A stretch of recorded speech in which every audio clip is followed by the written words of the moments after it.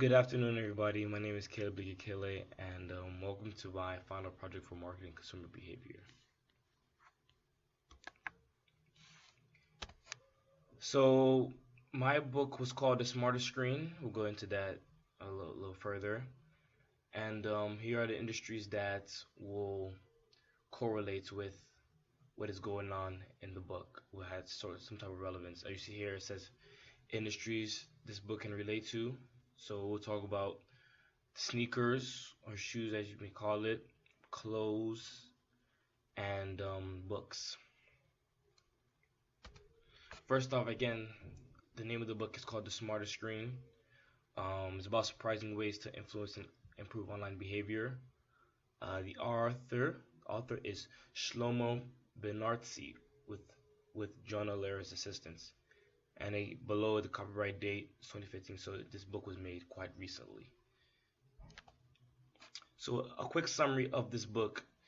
It shows how digital designs can influence your decision making on screens in all sorts of different ways. It's quite true because as we get further in the presentation, we have different screens like phone screens, computer screens, and TV screens that a lot of times throughout the day we're looking at constantly. More so the phone, I'd say, comes first, then the computer, and then TV. So if you finish reading, it's not about how smartphones make us dumb, but instead how it's about screens can be designed to make us smarter, and in which it will, but we have not tapped into that information. And it's quite a good book to read. So if you read it, there's different tools that will help you improve in that area. So like I said, different type of screens. If in the top right corner is the phone screen, basic iPhone phone screen with different type of apps. You see Facebook, LinkedIn, Instagram, stuff we're quite familiar with. Bottom left, it's a TV screen, 105 inch. It had a nice design, nice lines in the background. I'm not sure that was taken, but it's nice scenery. And the computer screen at the bottom right. First off, mental screen. So mental screen was basically about high commission of website might seem ridiculous because it identifies to help people think and choose better online, which is true. For example, if you are shopping online, whether it's for clothes or shoes, let's say shoes at this point, you can find different websites, different loopholes or coupons you can use to purchase that shoe at a cheaper rate than probably in store as well, or even different online websites. And the point of this book is that such opportunities are everywhere. And I'm going to show you a quick clip of a man who shows different websites where you can buy shoes, and each website has different prices for the shoe.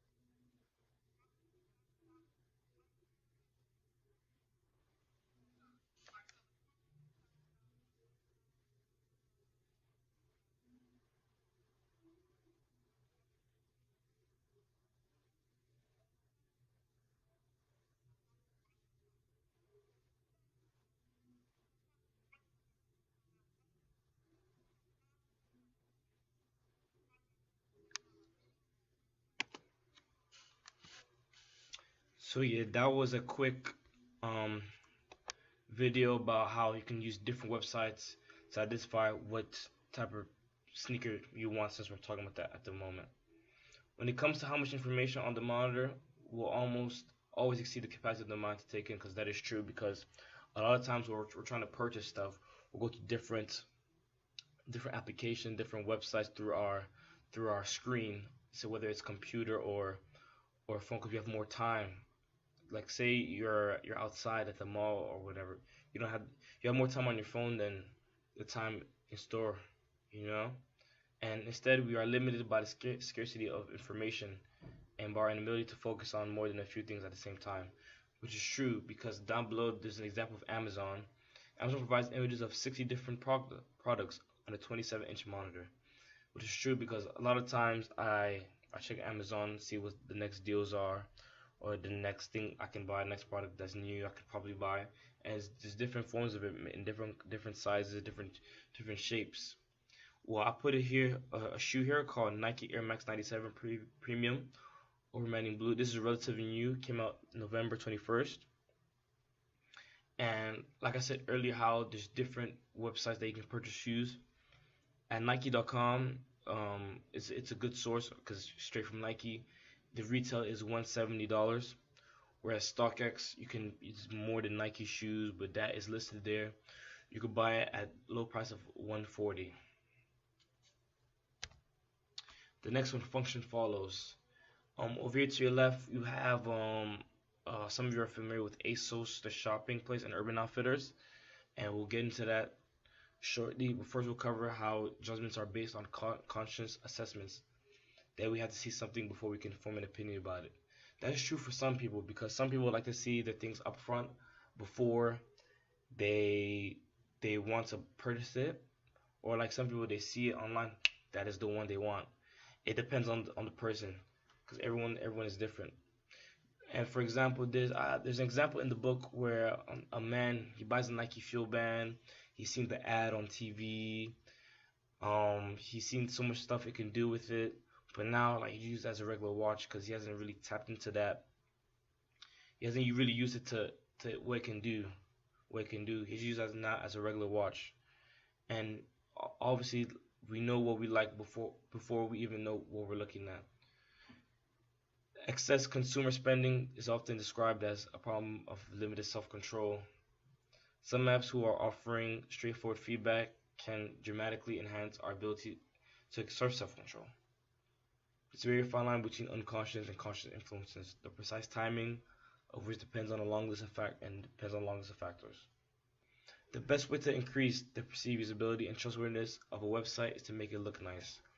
And I have another video I would like you guys to watch, and of how it shows how it looks nice, and you can see that it's trustworthy as well, by Daniel Simmons.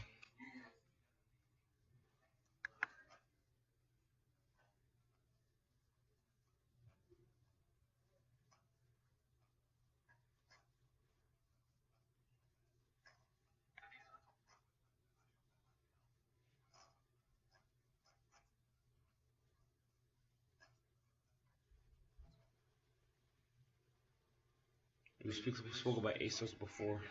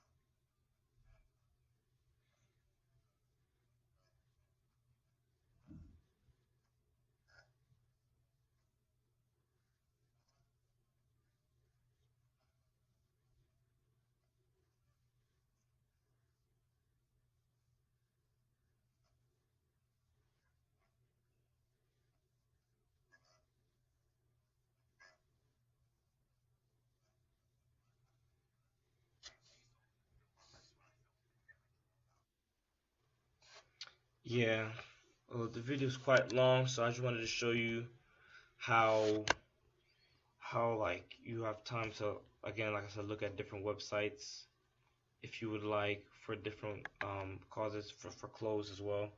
And you can see that he spends a lot of time on those websites. Like I said, excessive consumer spending is always described as a problem. Limited self-control, as you see, like he loves to shop. And I know some of you, maybe females and males, they love to shop online, whatever, and you probably have the same problems because you don't know exactly which one you want, which one would suit you better, which one would complement you better as a consumer. And lastly, we'll talk about desirable difficulty. This one's a bit different. I try to get one about computers, and I found one good example is about how computers are worse for reading than on actual text. Preferably is to do better on actual text. Reading narrative text on a computer screen leads to proper reading comprehension than reading the same text on paper. For example, you see the gentleman reading a book. Someone like me, for example, I prefer to like look online. Like for example, I put Spark Notes or Cliff Notes, whatever it is, to get the quick summary. But I see as I was growing up how that was not really good for me. I would retain like a little information, but when I actually read books, I remembered more. So I put that there. You remember less of what you read online, which is true. Which is true because at one point I read a bit on Poor Richard's Almanac. So I kind of Googled some of the stuff online on SparkNotes, and I took a test, and I got like a 73. And then I asked the teacher if I could retake it, so she gave me a second chance, and I read the book, and I got an 86 on it. So maybe for some people it's better online, but majority of the people, as researchers looked at it, is better to retain when you're reading from a text. Trying to make reading easy isn't necessarily good, which is true because you need to work your brain. You need to work your brain to get those motor sensors going, so you can remember some stuff. You can remember a lot of stuff. So it's good to keep your brain going, retain information you're learning every day and every day and every day you're learning, you're grasping. And reading books is good for you because you're retaining information. It makes you smarter. You learn new vocabulary, all sorts of stuff like that. And lastly, read online, basically easy in, easy out. The little 10 minutes you have, you know it. The next day, you ask you, oh, what is Macbeth about? Already outside your brain. So that was my presentation. I hope you guys enjoyed it, and good luck for you guys in the finals.